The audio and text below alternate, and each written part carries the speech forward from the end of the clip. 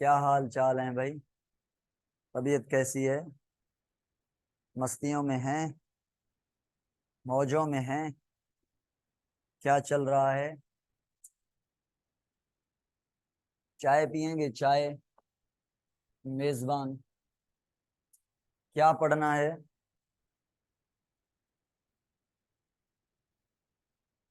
चलो जी, चाय पिलाता हूँ।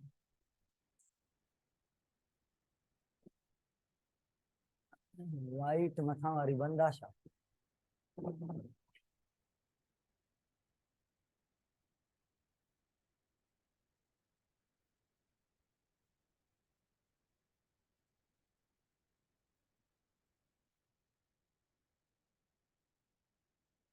हाँ भाई, रिप्रोडक्शन। तो रिप्रोडक्शन हम पढ़ रहे थे। मेल रिप्रोडक्टिव सिस्टम पढ़ा था हमने। ये मेल रिप्रोडक्टिव सिस्टम के पार्ट्स जो हमने पढ़े थे उनको हम लेबल कर लेंगे। ये पार्ट्स सही पढ़े थे, याद हैं कि नहीं है? आप मुझे बताते जाएंगे भाई। ये कौन सी लेयर है? ये कौन सी लेयर है? ये वाली, ये वाली, ये वाली, इसका नाम बताएं। जो टेस्टिस को कवर करती है, जो टेम्परेचर को बैलेंस करती है। Scrotum, very good. Scrotum, very good. और ये टेस्टिस के अंदर जो ट्यूब थे, जो ट्यूब थे टेस्टिस के अंदर, उन ट्यूब्स का नाम बताएं। Seminiferous tubule. सेमिनिफेरस ट्यूब्यूल के अलावा इनके ऊपर, सेमिनिफेरस ट्यूब के ऊपर एक लेयर थी, 6 मीटर लॉन्ग ट्यूब थी, हाईली क्वाइल्ड थी, जिसमें स्पर्म स्टोर होती है। बताएं उसका नाम क्या था? क्या नाम था भाई उस डक्ट का जहां पे स्पर्म स्टोर होती है एंड मैच्योर होती है? एपिडिडाइमिस, टेस्टिस के ऊपर। उसके अलावा एपिडिडाइमिस से वो कौन सी डक्ट है जो स्पर्म को at the time of sex, at the time of mating, at the time of reproduction, at the time of intercourse transfer करती है और भेजती है, पहुंचाती है into the urethra? Vas deferens या डक्टस डेफरेंसेस, ये पढ़ा था हमने। और ये जो डक्ट कितनी होती हैं? दो। टेस्टिस भी दो, एपिडिडाइमिस भी दो। ठीक है, चलो जी। उसके अलावा, उसके अलावा हमने पढ़ा था, हाँ, उसके अलावा हमने पढ़ा था कि साइड, ये यूरेथ्रा है, ये यूरेथ्रा है, ये यूरेथ्रा पास होता है और ये पास करता है यूरिन को भी और स्पर्म को भी।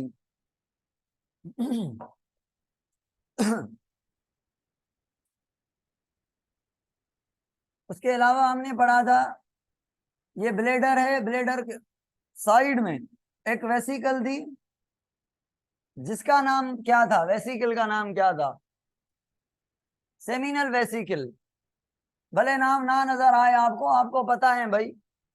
सेमिनल वेसिकल, इसका क्या काम था? सेमिनल फ्लूइड इसको ऐड करके देना, और ये सेमिनल फ्लूइड इस वाज डिफरेंस या इजेक्यूलेटरी डक्ट, यहाँ पे इसको नाम दिया था, के थ्रू ट्रांसफर करता है यूरेथ्रा में। और यहाँ पे एक ग्लैंड था जिसको हमने कहा था प्रोस्टेट ग्लैंड।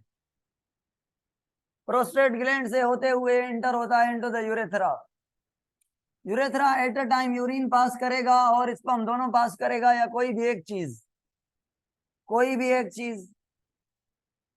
चलो जी, ये हमने पढ़े थे। ठीक है, ये चीजें हमने पढ़ी हुई थी, बिल्कुल रटी हुई चीजें हैं। ये फ्रंटल व्यू है मेल रिप्रोडक्टिव ऑर्गन का। ये फ्रंटल व्यू है, ये टेस्टिस, टेस्टिस, और टेस्टिस से ये एपिडिडाइमिस, एपिडिडाइमिस से ये जो है एपिडिडाइमिस से ऊपर वाज डिफरेंस। ये वाज डिफरेंस होती हुई ब्लेडर के साइड से इंटर होती है यूरेथ्रा में, और ये सेमिनल वेसिकल होता है यहाँ पे।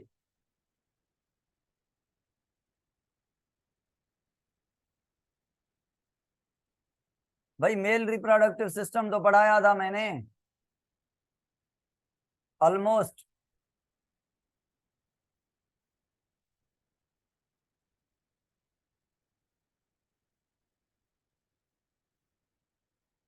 ये गूगल से मैंने सर्च करके रखी हैं पिक्चर्स, और ये जो पिक्चर्स हैं इनमें आप ये बताएंगे मुझे पार्ट्स, तो मैं आज स्टार्ट करूं फीमेल रिप्रोडक्टिव सिस्टम को।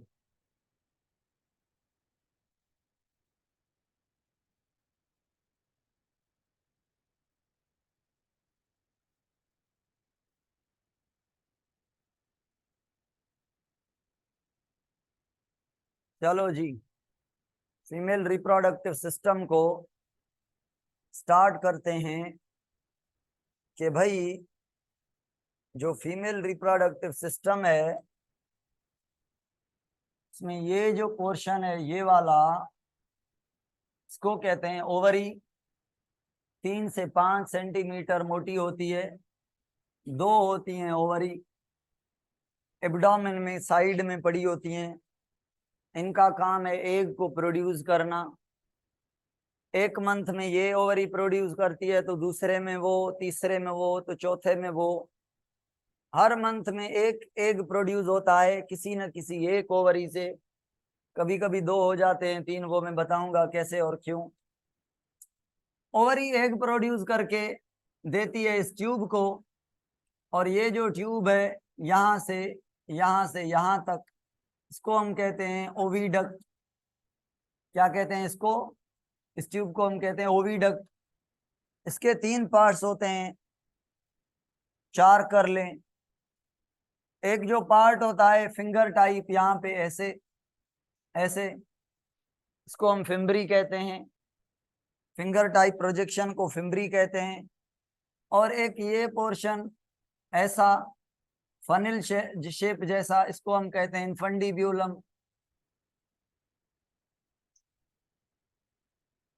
और इस इन्फंडिब्यूलम में एक जो है आता है फिम्बरी। ये जो फिंगर टाइप प्रोजेक्शन सी, इन फिम्बरी का काम होता है कि एक को रिसीव करें, कैप्चर करें। स्टिकी होती हैं, ऑयली ऑयली होती हैं, अट्रैक्ट करती हैं, स्टिक करती हैं एक को। ठीक है, फिंगर टाइप ऐसे उभरी हुई होती हैं, सरफेस एरिया इंक्रीज करती हैं ताकि एक कहीं और ना गिर जाए, हमारे पास आ जाए। ठीक हो गया। उसके अलावा ओविडक्ट का एक पार्ट फिम्बरी, दूसरा इन्फंडिब्यूलम, तीसरा यहाँ से लेकर यहाँ तक का पार्ट, इसको हम एम्प्यूला कहते हैं, एम्प्यूला। और ये पतला सा पोर्शन, ये ट्यूब इसको हम कहते हैं स्थमस। सबको पता है इनका। तो भाई 4 पार्ट टोटल हो गए ओविडक्ट के, fimbriae, infundibulum, ampulla and isthmus. Fimbriae infundibulum का ही पार्ट होता है, तो कुल मिला के हम 3 पार्ट कहते हैं। अगर हम ओविडक्ट की ऐसे बात करें तो ये ओविडक्ट यहाँ से स्टार्ट हुआ, यहाँ तक खत्म हुआ। 3 पार्ट, फिम्बरी एक को रिसीव करना, ये फनिल टाइप इन्फंडिब्यूलम, ये जो कर्व है ये एम्प्यूला, और ये पतली सी जो ट्यूब है जो कनेक्ट करती है ओविडक्ट को यूटिरस से, इसको हम कहते हैं स्थमस, स्थमस ब्रिज। थायराइड में भी आपने पढ़ के रखा है। यहाँ से एग प्रोड्यूस होगा, ये एग यहाँ पर आएगा। ओविडक्ट में स्पर्म आएंगे, ओविडक्ट में स्पर्म आएंगे। कहाँ से आएंगे स्पर्म? यहाँ से आएंगे, ये वेजिना, ये पोर्शन वेजिना है। वेजिना से स्पर्म को इंजेक्ट किया जाता है, यहाँ पर स्पर्म को पहुंचाया जाता है। फिर यहाँ से जो स्पर्म है ये ट्रेवल करते करते करते करते करते करते यहाँ पे आके एक को फर्टिलाइज करते हैं। तो बताएं साइट ऑफ फर्टिलाइजेशन क्या है? साइट ऑफ फर्टिलाइजेशन क्या है? इन्फंडिब्यूलम। किसका पार्ट है इन्फंडिब्यूलम? ओविडक्ट का पार्ट है, तो ओविडक्ट में फर्टिलाइजेशन होती है। ठीक है, चलो जी। अब ये फर्टिलाइज है, अगर फर्टिलाइज हुआ है तो फर्टिलाइज, नहीं हुआ तो अनफर्टिलाइज। ये आता है आता है आता है, आके यूटिरस में पहुंच के यहाँ पे यूटिरस के साथ ऐसे चिपक जाता है, यहाँ पे चिपक जाता है। तो कमेंट में आप बताएं यूटिरस में फर्टिलाइज एग के चिपकने के लिए यूटिरस का के अंदर वाली इस लेयर का सॉफ्ट होना जरूरी है या हार्ड होना जरूरी है? Soft, spongy. तो तो अगर मैं ओविडक्ट के बाद अब बात करूं किसकी? यूटिरस की, तो ये यूटिरस है, देखें ये यूटिरस यहां से यहां से यहां से यहां तक का पोर्शन ये यूटिरस है, यहां तक। ठीक है, ये वाला पोर्शन ये यूटिरस कहलाता है। यूटिरस एक होता है, यहाँ पे बच्चे की डेवलपमेंट होती है, बच्चा डेवलप होता है। अगर यूटिरस के पार्ट्स की बात करें तो यूटिरस के 3 पार्ट हैं। कौन से 3 पार्ट हैं भाई यूटिरस के? एक पार्ट ये वाला, ठीक है, दूसरा पार्ट ये वाला, तीसरा पार्ट ये वाला। ये जो यहां से यहां तक ये पोर्शन है, ये इसको कहते हैं सर्वेक्स। और ये जो मेन पोर्शन है इसको कहते हैं बॉडी। और ये जो ऊपर वाला पोर्शन है इसको कहते हैं फंडस। सबको पता है कि ये 3 पोर्शन होते हैं। अब फंडस उभरा हुआ ऊपर वाला पोर्शन है, सर्वेक्स नीचे वाला पोर्शन है। मेन जो पोर्शन है वो ये है, जिसको हम कहते हैं बॉडी। अगर हम बात करें कि बच्चा कहाँ पे पैदा होगा, बनेगा, तो वो बच्चा डेवलप होगा बॉडी के अंदर। ये जो अंदर वाली लाइनिंग है, यहाँ पे बच्चा इम्प्लांट होगा, अटैच होगा, यहाँ पे बच्चे की डेवलपमेंट होगी। अगर हम सर्वेक्स का काम पढ़ें तो सर्वेक्स का काम है स्पर्म को रास्ता देना। एक क्या है इसका काम? स्पर्म को ट्रांसफर करना। दूसरा इसका काम है प्रोटेक्ट करना। तीसरा इसका काम है प्रेगनेंसी को होल्ड करना। भाई प्रेगनेंसी को कैसे होल्ड करता है सुने। अगर जहां पे यहाँ पे बच्चा पैदा हो रहा है, ये बच्चा बढ़ रहा है, तो ये जो सर्वेक्स है, ये वाला पोर्शन, इसकी मसल जो होती हैं ये टाइट होती हैं, कॉन्ट्रैक्ट होती हैं। कॉन्ट्रैक्ट होती हैं तो बच्चा ऊपर रहता है। अगर ये रिलैक्स हो जाए तो बच्चा गिर जाएगा, मतलब प्रीमेच्योर बर्थ होगी। तो प्रीमेच्योर बर्थ से बचाता है, स्पर्म को रास्ता देता है। प्रोटेक्ट कैसे करता है? ये जो सर्वेक्स है म्यूकस रिलीज करता है। ये क्या रिलीज करता है? ये म्यूकस रिलीज करता है। और उसकी म्यूकस क्या होती है? थिन होती है। थिन म्यूकस होती है, यहाँ पे थिन म्यूकस। उस थिन म्यूकस से स्पर्म पार हो जाता है कभी कभी। अच्छा, ये म्यूकस थिन नहीं होती, थिक होती है।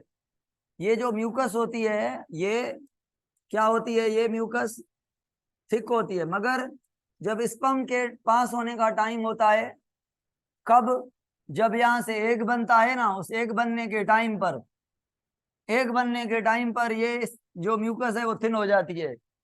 थिन होने से क्या होता है? स्पर्म आसानी से उन दिनों में पास हो जाता है, बाकी दिनों में सही पास नहीं होगा। ठीक है भाई, ये कहा हमने सर्वेक्स। तो नीचे ये वाला पोर्शन वेजेना है, जो वन है ये वेजेना है, वन। ये जो वन है ना, ये वेजेना है, ये वाला यहां तक, ये सर्वेक्स है, ये बॉडी है, ये फंडस है। वेजेना यूटिरस का पार्ट नहीं है। चलो, ऐसा काम होता है जब यहाँ से एग बनता है तो ये जो है म्यूकस को थिन कर लेता है ताकि स्पर्म पास हो जाए। अगर ये म्यूकस थिन ना बने तो स्पर्म पास नहीं होगा। तो कभी कभी किसी किसी फीमेल को ये मसला होता है कि उनके सर्वेक्स के अंदर eight the time of egg भी स्पर्म जो है वो थिक ही बनती है, थिन नहीं होती। म्यूकस जो है वो थिन ही बनती है, थिक ही बनती है, थिन नहीं होती। स्पर्म पास नहीं हो सकते।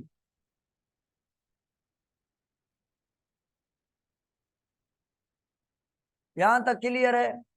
चलो भाई, अब बॉडी के अंदर यहाँ पे बच्चा इम्प्लांट होगा। बच्चा इम्प्लांट होगा, कितने पार्ट हो गए? एक ओवरी, दूसरा ओविडक्ट, तीसरा यूटिरस। 3 पार्ट। चौथा पार्ट है वेजेना। वेजेना क्या है भाई? वेजेना, ये वेजेना है। वेजेना एक बाहर से ओपनिंग है, जिसको किसके? वेजेना क्या काम है इसका? एक तो ये बर्थ कैनाल के काम करती है। सर्वेक्स का काम भी है ये बर्थ कैनाल के तौर काम करना। बर्थ कैनाल, बच्चे की जब बर्थ होगी सर्वेक्स से भी होगी, वेजेना से भी होगी। दूसरा, वेजेना का काम क्या होता है? इंसेमिनेशन में, इंसेमिनेशन मतलब मेल से जो स्पर्म आते हैं, सेमेन आते हैं, उनको रिसीव करना।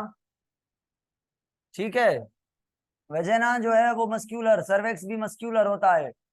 ठीक है, दोनों मस्क्यूलर, यूटिरस मस्क्यूलर। अगर लेयर की बात करें तो 3 लेयर हैं। ये बाहर वाला लेयर है यूटिरस का, इसको हम कहते हैं पेरीमेट्रियम।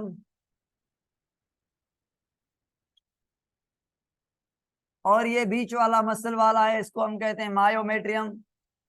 और ये अंदर अंदर वाला लेयर है, इसको हम कहते हैं कौन सा, एंडोमेट्रियम। तो बताएं जब बर्थ होगी, बर्थ के टाइम पे कौन सी वाल कॉन्ट्रैक्ट करके बच्चे की बर्थ करवाएगी?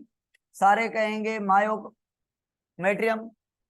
तो ऑक्सीटोसिन जो हार्मोन होता है बर्थ के टाइम में, जिसका रोल होता है ऑक्सीटोसिन, उसका काम कहाँ पर होगा? मायोमेट्रियम पर होगा। अगर मैं पूछूं बच्चा इम्प्लांट कहाँ पे होगा, मसल में या एंडोमेट्रियम में? आप सीधी सी बात है, आप कहेंगे सर अंदर अंदर एंडोमेट्रियम है, तो एंडोमेट्रियम में बच्चा इम्प्लांट होगा।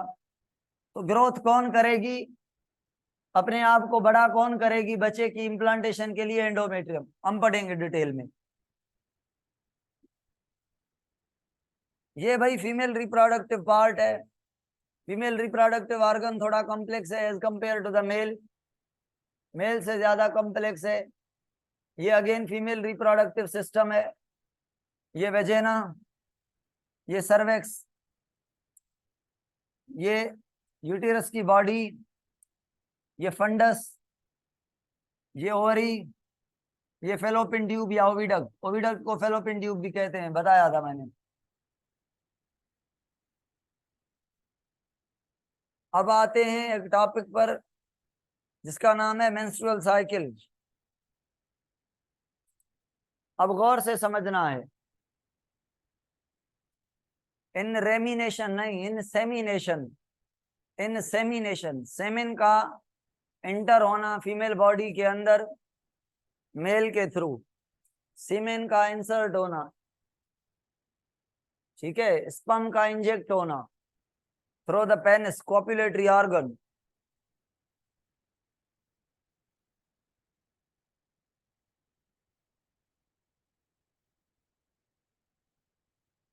अब जो टॉपिक हम पढ़ेंगे ना, ये टॉपिक आपके कॉन्सेप्ट बनवाएगा फीमेल रिप्रोडक्टिव ऑर्गन के बहुत ज्यादा।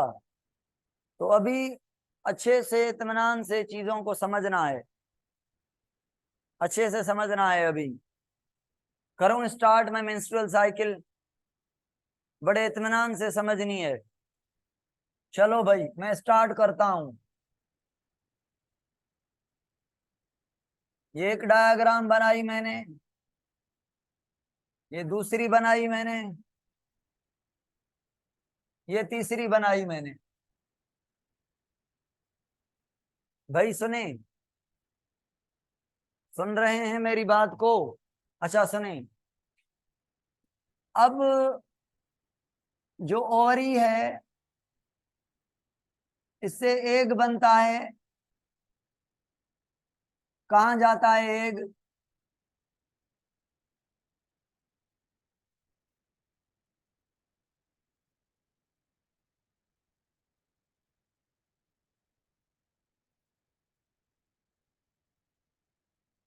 एग बन के जाता है ओविडक्ट में।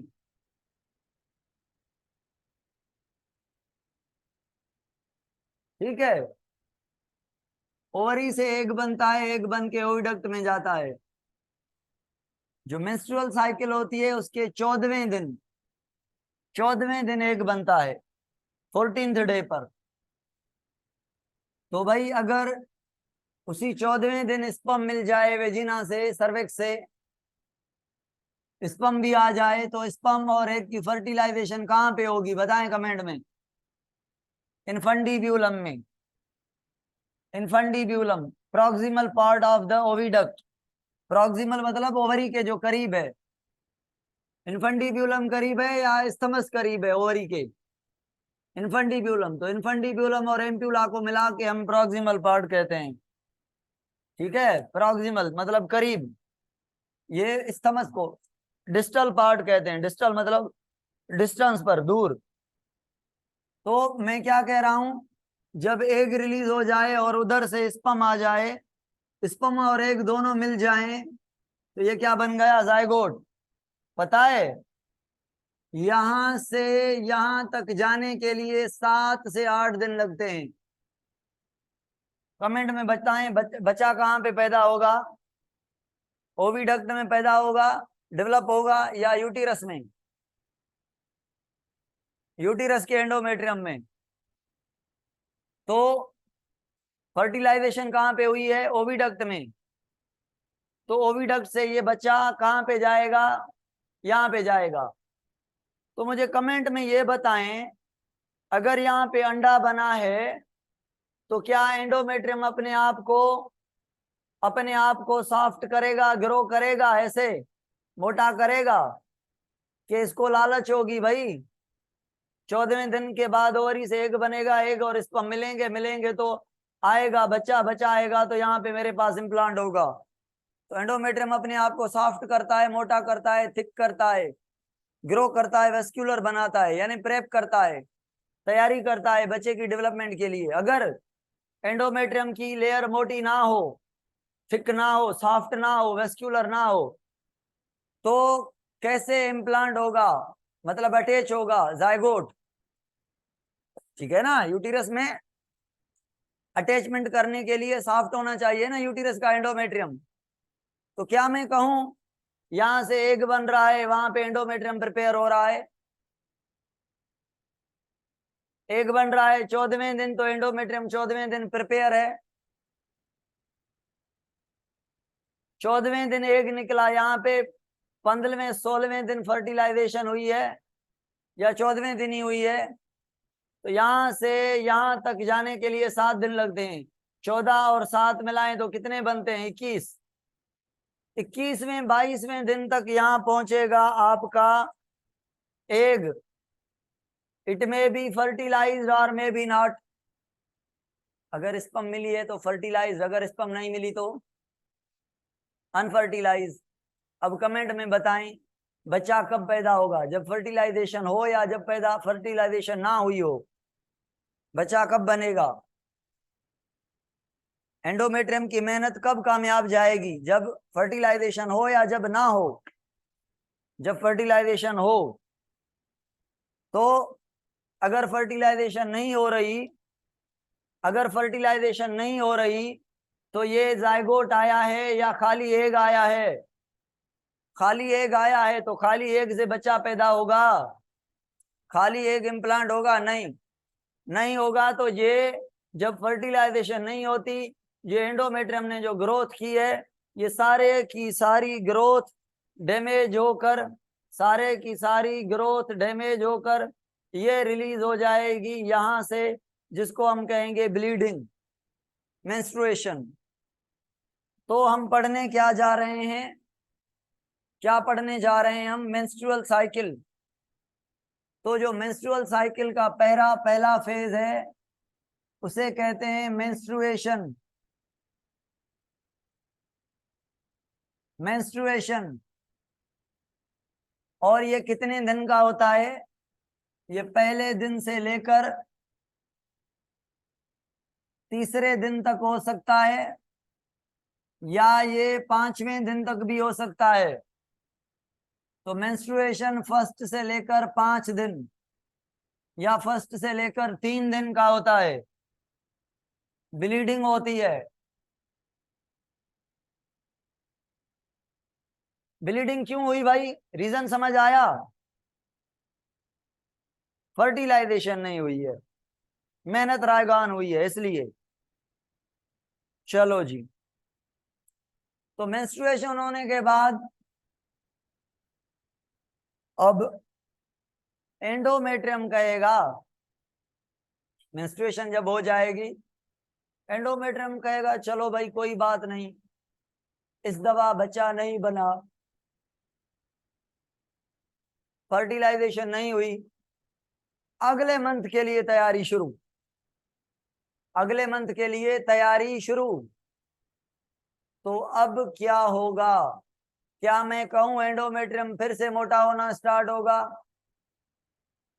हाँ तो करें ना। हाँ, एंडोमेट्रियम अगेन थिक बनेगा। कैसे? कैसे? तो कैसे का आंसर सुने। एक हार्मोन आएगा जिसका नाम है FSH। क्या नाम है? FSH, फॉलिकल को स्टिमुलेट करने वाला हार्मोन FSH। ये FSH पहले ज्यादा आएगा फिर कम होता जाएगा।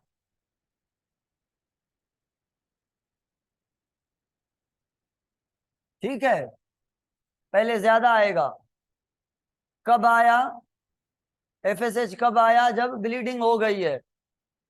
ब्लीडिंग हो गई है तो ब्लीडिंग के दौरान FSH आया है। सुनते जाएं, बात को समझ जाएंगे। जैसे ब्लीडिंग हो रही है, ब्लीडिंग हो गई, FSH आया तो FSH ने क्या किया? एक फॉलिकल होती हैं ओवरी के अंदर, उनको कहा जाता है प्रीमोर्डियल फॉलिकल्स। मतलब फॉलिकल होती हैं, उन फॉलिकल के अंदर एग होता है ओवरी में, और वो एग होता है इमेच्योर, जिसको कहते हैं इमेच्योर oocyte।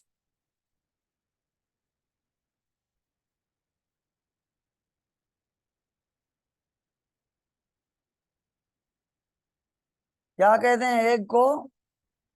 oocyte। oocyte कहां पर है भाई? कमेंट में तो बताएं, ये oocyte कहां पर है? ओवरी में। ओवरी के अंदर फॉलिकल्स हैं, फॉलिकल के अंदर oocyte है। ये इन फॉलिकल को स्टिमुलेट करता है ये हार्मोन। ये फॉलिकल बड़ी हो जाती है, इनको कहा जाता है प्राइमरी फॉलिकल। फिर और बड़ी हो जाती हैं, इनको कहा जाता है सेकेंडरी फॉलिकल। फिर और बड़ी हो जाती हैं, इनको कहा जाता है टर्शरी फॉलिकल। फिर और बड़ी हो जाती हैं, मैक्सिमम साइज में जाती हैं, इनको कहा जाता है ग्राफियन फॉलिकल, यानी मेच्योर फॉलिकल। भाई बताएं, अगर फॉलिकल मेच्योर हो गई है तो इसके अंदर जो एग है, क्या वो मेच्योर नहीं हुआ क्या? तो इन फॉलिकल को किसने मेच्योर करवाया? FSH ने।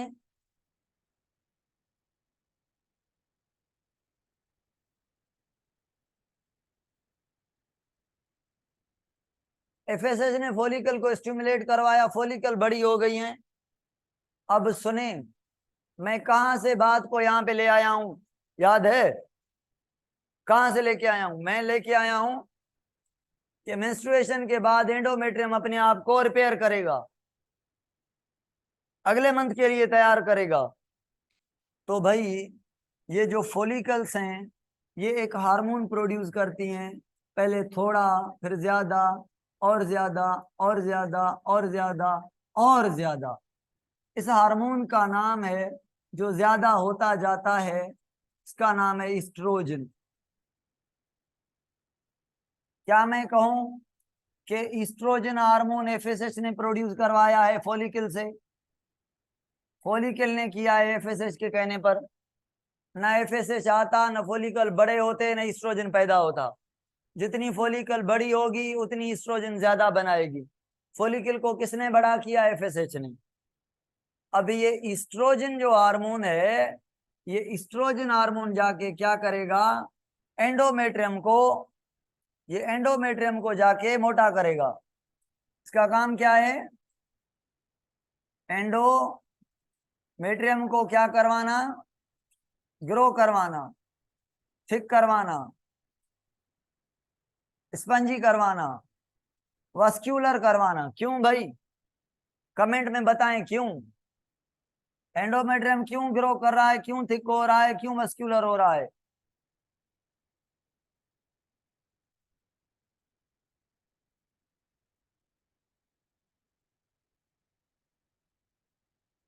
अब यहां तक बच्चे के लिए, बच्चे को इम्प्लांट करने के लिए, अब यहां तक कितने दिन हो चुके हैं देखें?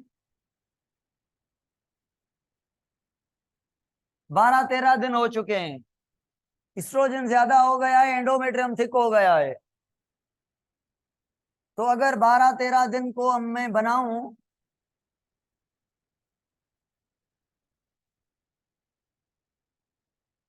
तो जो एंडोमेट्रियम है वो मोटी बन गई है, बड़ी बड़ी मोटी हो गई है। अब ये एंडोमेट्रियम तो मोटी हो गई, क्या मैं कहूं ये जो फेज है जिसमें एंडोमेट्रियम मोटी हो रही है, जिसमें फॉलिकल बड़े हो रहे हैं, इसको मैं दूसरा फेज का नाम दूं, इसको मैं फॉलिक्यूलर फेज कह दूं, फॉलिक्यूलर फेज। इसको एक और नाम भी देते हैं, प्रोलिफेरेटिव फेज भी कहते हैं, क्योंकि एंडोमेट्रियम जो है, ये देखें, कमेंट में तो बताएं, ये पहले दिन, दूसरा दिन, तीसरा दिन, चौथा दिन, पांचवा दिन, छठा दिन, ये किसको इंडिकेट कर रहा है कि ये जो एक वाल है जो पतली हो गई है फिर मोटी हो रही है। आप कहेंगे सर ये जो डायग्राम आपने बनाई है, ये बनाई है आपने एंडोमेट्रियम की, एंडोमेट्रियम की डायग्राम है कि एंडोमेट्रियम में ये मेंस्ट्रुएशन हो गई, ये हो गई मेंस्ट्रुएशन, पहले दिनों में मेंस्ट्रुएशन हो गई तो एंडोमेट्रियम हो गई पतली। अब क्या मैं कहूं पांचवें दिन के बाद एंडोमेट्रियम फिर मोटी हो रही है? अगर आप हाँ कहेंगे तो मैं हार्मोन पूछूंगा, कौन से हार्मोन की वजह से? तो आप कहेंगे सर ईस्ट्रोजन की वजह से।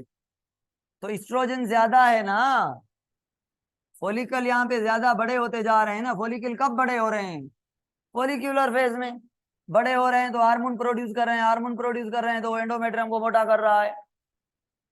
तो ये 14वां दिन है, एंडोमेट्रियम भी मोटी है और एग भी मैच्योर है। अब एक बात सुने, एफएसएच के साथ एक और भी हार्मोन होता है जिसका नाम होता है एलएच। दूसरे हार्मोन का नाम क्या है? दूसरे हार्मोन का नाम है एलएच।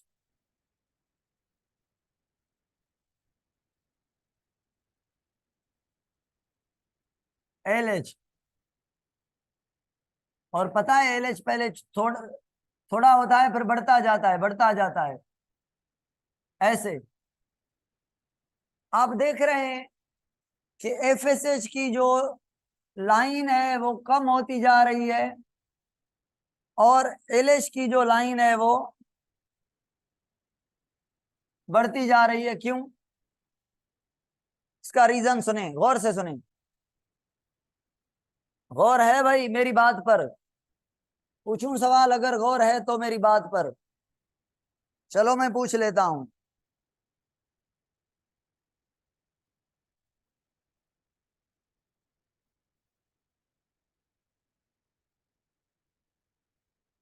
मुझे ये बताएं, क्या ईस्ट्रोजन का एफएसएच पर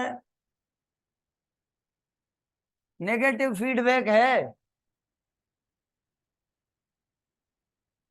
आप कहेंगे सर हाँ, जब एफएसएच ज्यादा था पहले, जब आया तो इसने ईस्ट्रोजन को पैदा करवाया। ईस्ट्रोजन जैसे बढ़ता जा रहा है, ईस्ट्रोजन जैसे बढ़ता जा रहा है तो एफएसएच कम होता जा रहा है। क्यों भाई? तो ईस्ट्रोजन का एफएसएच पर नेगेटिव इफेक्ट क्यों है? आप कहेंगे सर अगर ईस्ट्रोजन 100% मैक्सिमम है, भाई ये फॉलिकल छोटी तो ईस्ट्रोजन थोड़ा, फॉलिकल बड़ी तो ईस्ट्रोजन ज्यादा प्रोड्यूस हो रहा है, और ज्यादा हो रहा है, और ज्यादा हो रहा है। अगर मैं कहूं ईस्ट्रोजन मैक्सिमम प्रोड्यूस हो जाए तो एंडोमेट्रियम मैक्सिमम मेंटेन कर लेगी ना अपने आप को, ग्रोथ कर लेगी ना। और अगर एंडोमेट्रियम फुल कर चुकी है अपने आप को ग्रो, और फॉलिकल भी मेच्योर हो चुकी है, क्या मैं ये कहूं कि एफएसएच का काम है एग बनवाना, फॉलिकल से एग बनवाना मेच्योर? हाँ करें, अगर हाँ कर रहे हैं आप तो एग भी मेच्योर, फॉलिकल भी बड़ी, एंडोमेट्रियम भी बड़ा हो गया। अब अगर अब अगर ज्यादा एफएसएच आएगा तो क्या होगा?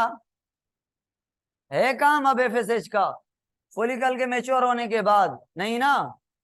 तो ईस्ट्रोजन जैसे बढ़ता जाएगा, ये ईस्ट्रोजन निशानी है कि एफएसएच को कम करो।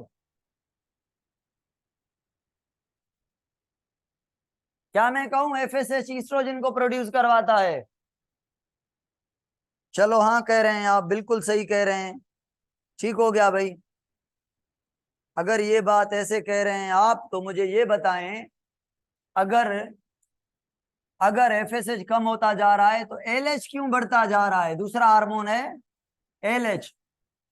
आप कहेंगे सर एलएच का काम है इस ग्राफियन फॉलिकल से एग को निकालना, एग को निकालना किसका काम है? ये एलएच का काम है। और एग के निकालने को क्या कहते हैं पता है? एग के निकालने को कहते हैं ओव्यूलेशन, ओव्यूलेशन। और ये ओव्यूलेशन कब होता है? ये तीसरा फेज होता है ओव्यूलेशन। और ये कब होता है? 14वें दिन होता है, 14वें दिन ओव्यूलेशन होता है। कब? 14वें दिन, जब एलएच की लेवल हाई होती है। एलएच हाई है, एलएच ओव्यूलेशन करवाता है। ओव्यूलेशन कौन करवाता है? LH, luteinizing hormone. तो भाई अगर ईस्ट्रोजन बढ़ रहा है तो इसका मतलब है एग बन रहा है। अगर ईस्ट्रोजन मैक्सिमम है तो एग बन गया है। अगर ईस्ट्रोजन मैक्सिमम है तो एंडोमेट्रियम भी मेंटेन है। अगर ईस्ट्रोजन मैक्सिमम है तो एग भी बन गया है, तो अब एलएच को आना चाहिए था ना। तो क्या कहूं कि ईस्ट्रोजन का एलएच पर पॉजिटिव फीडबैक है कि ईस्ट्रोजन बढ़ता जा रहा है तो एलएच भी बढ़ता जा रहा है। भाई 14th डे पर ओव्यूलेशन होगी,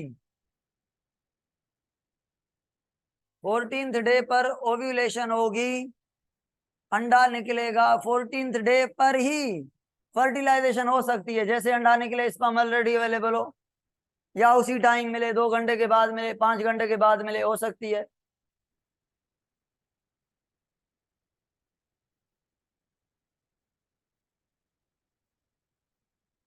चलो मुझे ये बताएं अब, अगर एलएच ने ओव्यूलेशन करवा दी तो अब जो एलएच की लेवल है, ये एलएच की लेवल तो ऐसे ड्रॉप रहेगी, एफएसएच की लेवल भी ड्रॉप रहेगी।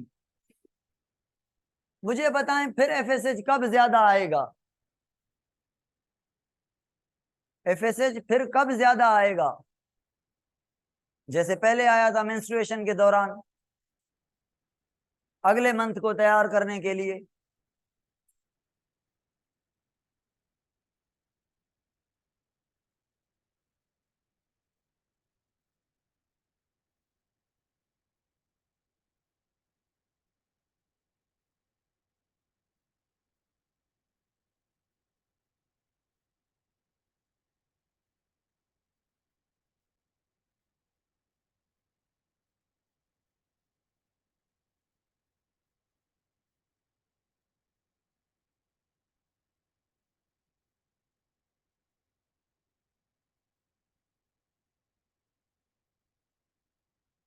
चलो जी, तो अब जो ओव्यूलेशन हो गई, अंडा निकल गया, कमेंट में बताएं अंडा किससे निकल गया? फॉलिकल से। कौन सी फॉलिकल से? ग्राफियन फॉलिकल से। तो ग्राफियन फॉलिकल से जब अंडा निकल गया तो ग्राफियन फॉलिकल हो गई खाली। तो खाली जो ग्राफियन फॉलिकल है ना, खाली, उस खाली ग्राफियन फॉलिकल को कहते हैं, क्या कहते हैं? Corpus luteum. और ये डेड हो, डेड है और येलो है, डेड है, येलो है। एग निकलने के बाद ग्राफियन फॉलिकल को, जब ग्राफियन फॉलिकल डेड हो रही है उस टाइम ग्राफियन फॉलिकल को हम कह रहे हैं क्या? Corpus luteum. तो जो कार्पस ल्यूटम है ये सिक्रेटरी नेचर भी है, सिक्रेटरी नेचर की भी है, मतलब सिक्रेशन भी करती है, बनाती है हार्मोन।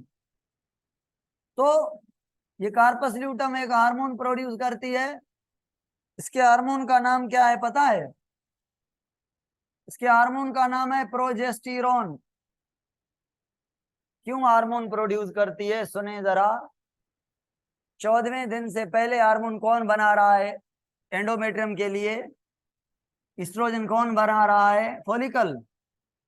अब फॉलिकल की तो हो गई डेथ, कार्पस ल्यूटम बन गई, तो ईस्ट्रोजन नहीं बनेगा, ईस्ट्रोजन की जगह प्रोजेस्टेरोन बनता रहेगा कार्पस ल्यूटम से। तो 14 दिन से पहले एंडोमेट्रियम को ग्रो करवा रहा है कौन? ईस्ट्रोजन। और 14वें दिन के बाद एंडोमेट्रियम को मेंटेन करवाएगा कौन? प्रोजेस्टेरोन। तो प्रोजेस्टेरोन का काम क्या हुआ? एंडोमेट्रियम को मेंटेन करना। मेंटेन का मतलब है जो ईस्ट्रोजन ने बनाया है, ईस्ट्रोजन ने जो एंडोमेट्रियम को मोटा करके रखा है यहां तक, अब इसी एंडोमेट्रियम को मोटा रखना है, मोटा रखना है। ये एंडोमेट्रियम को मोटा रखना, ये किसका काम है? पहले किसका काम था? ये ईस्ट्रोजन का था। अब किसका काम है? ये प्रोजेस्टेरोन का काम है। तो भाई प्रोजेस्टेरोन कब बनता है? सुने, जैसे अंडा निकला 14वें दिन, ओव्यूलेशन हुई, 2-3 दिन लगते हैं ग्राफियन फॉलिकल से कार्पस ल्यूटम के कन्वर्ट होने में, 2-3 दिन लगते हैं। 2-3 दिन के बाद प्रोजेस्टेरोन यानी 14, 15, 16 या 17 दिन के बाद ये बनना स्टार्ट होता है प्रोजेस्टेरोन। और जो प्रोजेस्टेरोन की लेवल है, वो प्रोजेस्टेरोन की लेवल अगर मैं बनाऊं, अगर मैं यहाँ पे अभी हार्मोन बनाऊं प्रोजेस्टेरोन, तो कैसे बनाऊंगा? चलो अगली स्लाइड पे लेके चलता हूं मैं आपको। अगर मैं यहाँ पे ये हार्मोन बना रहा हूं, मुझे बताएं ये कौन सा हार्मोन है, कमेंट में बताएं ये कौन सा हार्मोन है। ईस्ट्रोजन है या प्रोजेस्टेरोन है? ये ईस्ट्रोजन है। चलो ये बताएं मुझे ये कौन सा हार्मोन है?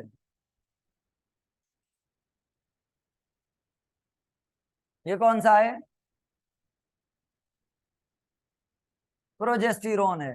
ये पहला दिन, ये 14वां दिन, ये 28वां दिन, ठीक है। ये ईस्ट्रोजन है आपका।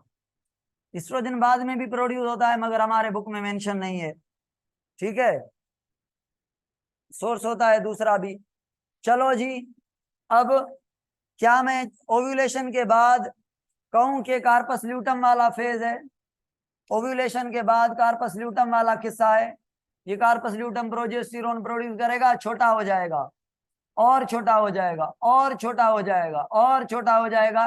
तकरीबन 27वें दिन, तकरीबन 27वें दिन प्रोजेस्टेरोन खत्म, क्योंकि कार्पस ल्यूटम भी खत्म। तो क्या मैं कहूं तो ओव्यूलेशन के बाद जो चौथा फेज है, पहला कौन सा था? मेंस्ट्रुएशन फेज, दूसरा फॉलिक्यूलर फेज, तीसरा ओव्यूलेशन और चौथा ल्यूटल फेज। तो 4 फेज हैं, 4 फेज हैं। अगर मैं अगली स्लाइड पर लेके चलूं आपको, यहां पर तो देखें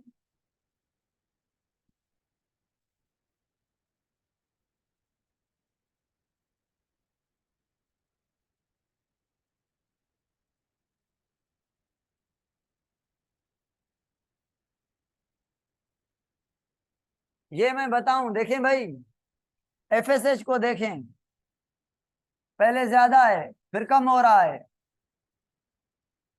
यहाँ पे थोड़ा बढ़ रहा है, एफएसएच का सर्ज है क्योंकि एलएच ज्यादा है, एलएच की वजह से एफएसएच ज्यादा है, ठीक है। Eight the time of ovulation ज्यादा नीड होती है, ये मैं हार्मोन में पढ़ाऊंगा कि यहाँ पे क्यों ज्यादा है। और दूसरा वाला ये एलएच देखें, पहले कम है फिर बढ़ रहा है। बताएं एलएच को कौन बढ़ा रहा है? ईस्ट्रोजन। एफएसएच को कौन कम कर रहा है? एफएसएच को कम कर रहा है, एलएच को इंक्रीज कर रहा है ईस्ट्रोजन। ये फॉलिकल बड़ी होती जा रही है, developing follicle, primary, secondary, Graafian, Graafian follicle से एग निकला, एग निकला तो ये येलो बन गई कार्पस ल्यूटम, आहिस्ता आहिस्ता खत्म हो जाएगी। बताएं यहां से जो हार्मोन निकलेगा वो क्या कहलाएगा? ईस्ट्रोजन। और यहां से जो हार्मोन निकलेगा वो क्या कहलाएगा? प्रोजेस्टेरोन। इन दोनों का काम क्या है? एंडोमेट्रियम को मेंटेन रखना। तो देखें भाई, ये एंडोमेट्रियम है, ये एंडोमेट्रियम है, देखें ये मेंसेस में कम हो रही है, फिर आहिस्ता आहिस्ता आहिस्ता आहिस्ता मोटी होती जा रही है, मोटी होती जा रही है, उठती जा रही है। ये यहाँ पर एक साइकिल पूरी, अगर फर्टिलाइजेशन नहीं हुई तो फिर मेंसेस स्टार्ट, तो यहाँ से दूसरी साइकिल स्टार्ट है, ये मेंस्ट्रुअल फेज है। कमेंट में बताएं ये कौन सा फेज है, ये वाला, पहले 5 दिन मेंसेस, मेंस्ट्रुएशन फेज, 5 दिन से 14 दिन तक ये कौन सा फेज है, फॉलिक्यूलर, और यहाँ कौन सा फेज है, ओव्यूलेटरी, 14वें दिन, ठीक है। और 14 दिन के बाद जो सारे का सारा फेज है ये कौन सा है, ल्यूटल। तो सबसे बड़ा फेज कौन सा है, ल्यूटल। कांस्टेंट फेज कौन सा है, ल्यूटल। ल्यूटल हमेशा 14 दिन का होता है, भले मेंस्ट्रुअल साइकिल 30 दिन की बन जाए। ओव्यूलेशन आगे पीछे हो सकती है, फॉलिक्यूलर आगे पीछे हो सकता है, मेंस्ट्रुअल साइकिल 3 दिन या 4 दिन या 5 दिन या 7 दिन या 6 दिन हो सकती है।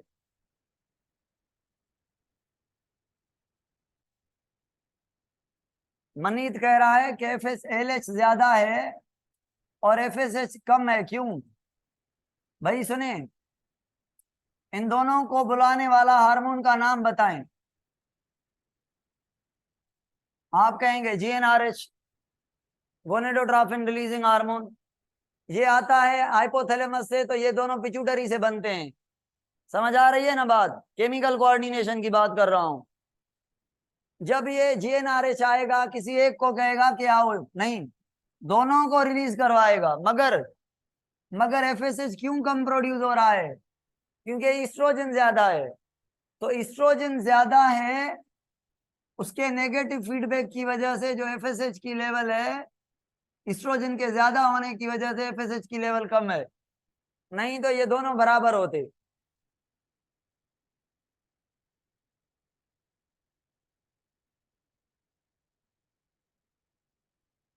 हाँ भाई, मुझे ये बताएं,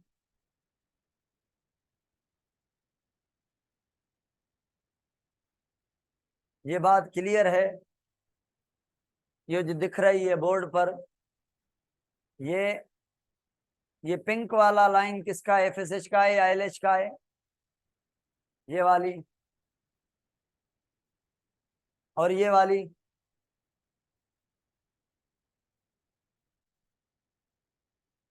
ये ईस्ट्रोजन और प्रोजेस्टेरोन का रिलेशन ओके है। ईस्ट्रोजन, ये प्रोजेस्टेरोन, पहले प्रोजेस्टेरोन कम है, ओव्यूलेशन के बाद कार्पस ल्यूटम बन रहा है तो बन रहा है। पहले ईस्ट्रोजन बढ़ता जा रहा है, बढ़ता जा रहा है, क्यों? पहले कम क्यों है, बढ़ता क्यों जा रहा है? क्योंकि फॉलिकल बढ़ते जा रहे हैं, और वो जो बनवाता है, ये ईस्ट्रोजन को बनाता है FSH, ये खुद कम होता जा रहा है। क्यों FSH कम हो रहा है? क्योंकि ईस्ट्रोजन बढ़ रहा है, ठीक है।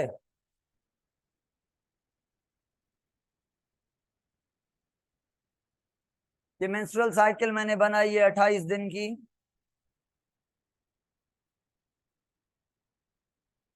ये 1 से लेकर 28 दिन की मेंस्ट्रुअल साइकिल है। इसमें जो पहला फेज है ये मेंस्ट्रुएशन है। तो बताएं ये वाल कौन सी है जो थिन हो रही है? एंडोमेट्रियम की वाल। और ये वाल जो थिक हो रही है, कौन थिक कर रहा है? हार्मोन का नाम बताएं। ईस्ट्रोजन। फेज का नाम बताएं। फॉलिक्यूलर। इस फॉलिक्यूलर को प्रोलिफेरेटिव फेज भी कहते हैं, क्योंकि एंडोमेट्रियम प्रोलिफेरेट करती है। प्री ओव्यूलेटरी भी कहते हैं, ओव्यूलेशन से पहले होता है, ठीक है। और उसके अलावा फर्दर ये और थिक होती जाती है, क्यों? 15 दिन के बाद कौन करवाता है? प्रोजेस्टेरोन। अगर कोई पूछे एंडोमेट्रियम को डेवलप कौन करता है और मेंटेन कौन करता है, तो डेवलप ईस्ट्रोजन करता है, और उसको डेवलप हुई हुई को मेंटेन करना as a function of progesterone.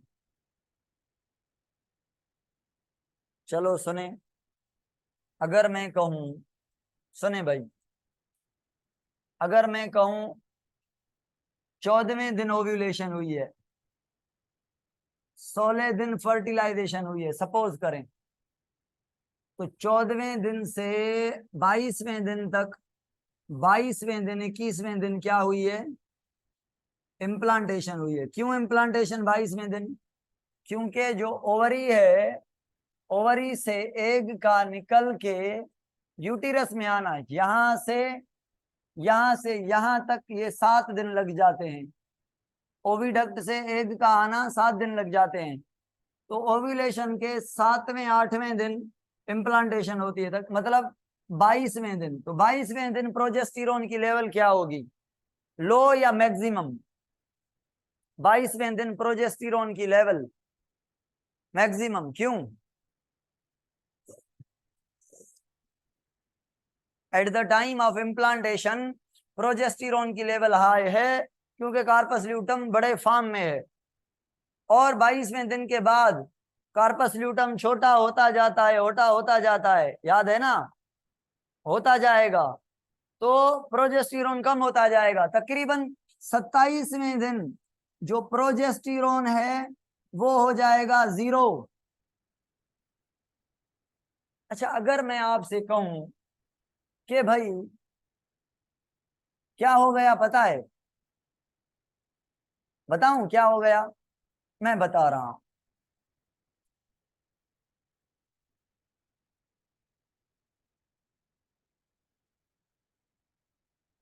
भाई देखें, ये एंडोमेट्रियम है, इसने अपने आप को मोटा बना लिया है, ठीक है।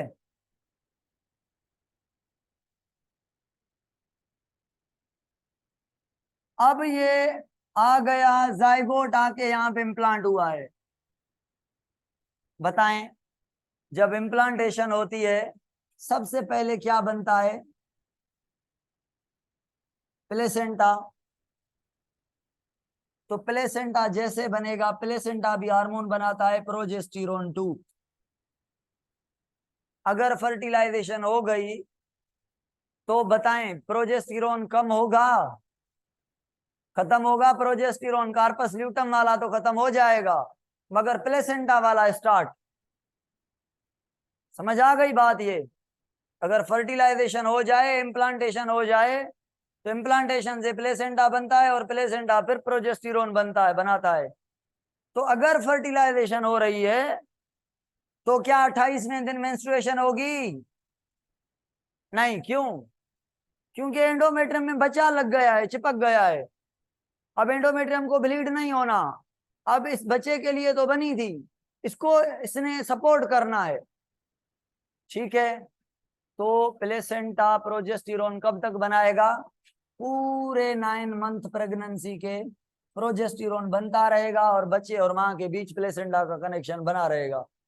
अगर किसी रीजन की वजह से, शॉक की वजह से प्लेसेंटा टूट जाए या प्रोजेस्टेरोन की कमी हो जाए तो प्रीमेच्योर बर्थ होती है, ठीक है। कनेक्शन टूट जाता है एंडोमेट्रियम से बच्चे का। यहां तक क्लियर है भाई?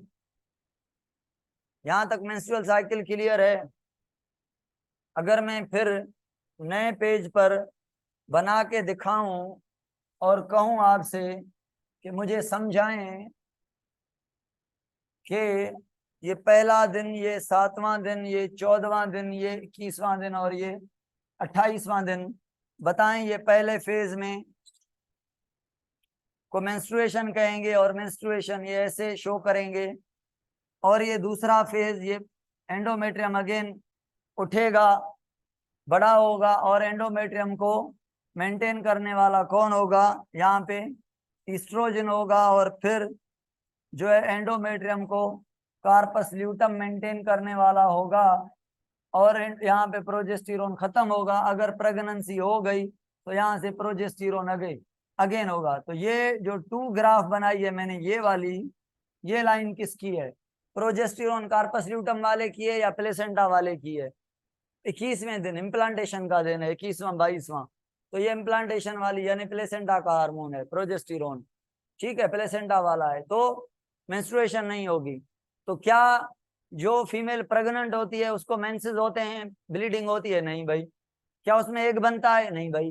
क्या उसमें एफएसएच आएगा फर्दर? नहीं भाई। तो मेंस्ट्रुअल साइकिल रुक जाएगी। मेंस्ट्रुअल साइकिल कभी कभी छोटी हो जाती है, 28 दिन से छोटी हो जाती है, कभी कभी बड़ी हो जाती है। जब छोटी हो या बड़ी हो, ल्यूटल जो फेज है, ल्यूटल फेज वो हमेशा क्या रहेगा? कांस्टेंट रहेगा, वो हमेशा कांस्टेंट रहेगा। ठीक है। कौन कौन अफेक्टेड होगा? मेंस्ट्रुअल फेज 5 दिन के बजाय 3 दिन का हो सकता है, बड़ा भी हो सकता है, 7 दिन का भी हो सकता है। ठीक है। तो पहला फेज मेंस्ट्रुएशन फेज, दूसरा प्रोलिफेरेटिव फेज या जिसको हमने फोलिक्यूलर फेज कहा, तीसरा ओव्यूलेशन फेज झटकों का है, और चौथा ल्यूटल फेज। चलें भाई, एक और चीज दिखानी है आपको।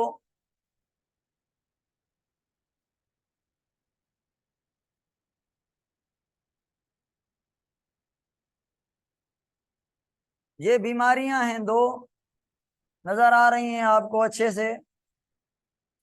गोनोराई, नेसरिया गोनोराई बैक्टीरिया की, ये बैक्टीरियल डिजीज है।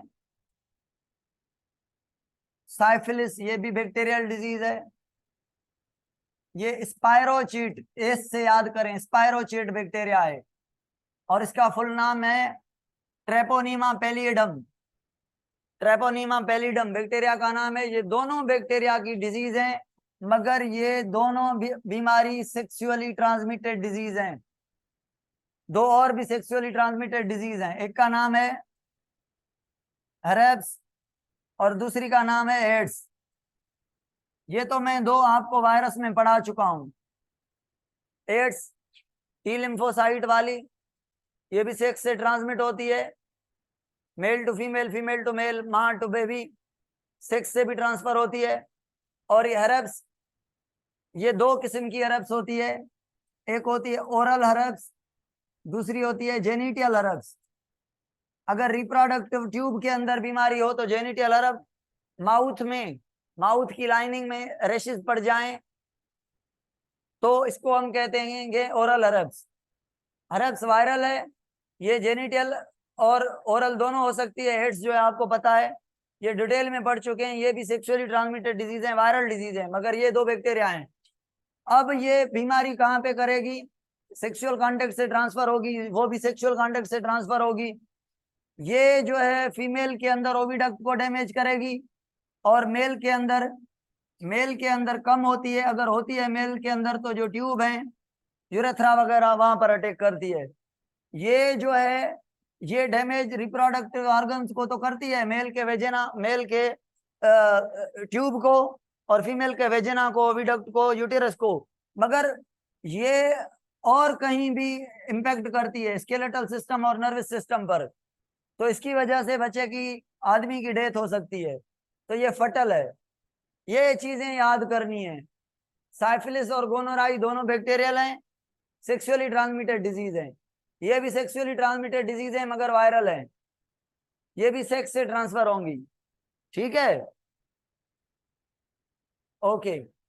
और ये यहां पर आपका चैप्टर पूरा हो गया। चैप्टर पूरा, नर्वस सिस्टम और स्केलेटल सिस्टम में कैसे अटैक करेगी, रिप्रोडक्टिव ऑर्गन को डैमेज करे न्यूरॉन के थ्रू, नर्वस सिस्टम और मसल में आएगी ये वायरस।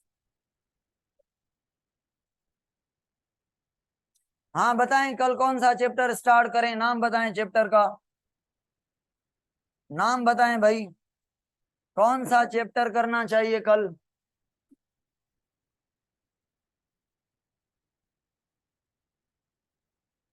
इस ग्राफ पर अच्छी सी ग्रिप होनी चाहिए भाई, मेंस्ट्रुअल साइकिल पर। कोऑर्डिनेशन एंड कंट्रोल, चलो भाई ओके। कल coordination and control, nervous control सारा पढ़ के आना है, सारा नर्वस कंट्रोल कल पढ़ाऊंगा इंशाल्लाह। ठीक है, नर्वस कंट्रोल पढ़ के आना, न्यूरॉन की स्ट्रक्चर में नहीं पढ़ाऊंगा, बातें करेंगे बस न्यूरॉन की स्ट्रक्चर के हवाले से, सिंपल चीजें हैं। डिटेल में हम स्टार्ट करेंगे ब्रेन और स्पाइनल कॉर्ड से, सीएनएस और पीएनएस से। ठीक हो गया, चलो ओके। ऑक्सीटोसिन का यहाँ पे काम नहीं है, लेबर में काम होता है, बर्थ में। बर्थ होती है ना, जब ऑक्सीटोसिन हार्मोन होता है, वो जो एंडोमेट्रियम के बाद लेयर थी, मायोमेट्रियम यूटिरस की, वहां पे मसल पे कॉन्ट्रेक्शन करवाता है तो बर्थ होती है।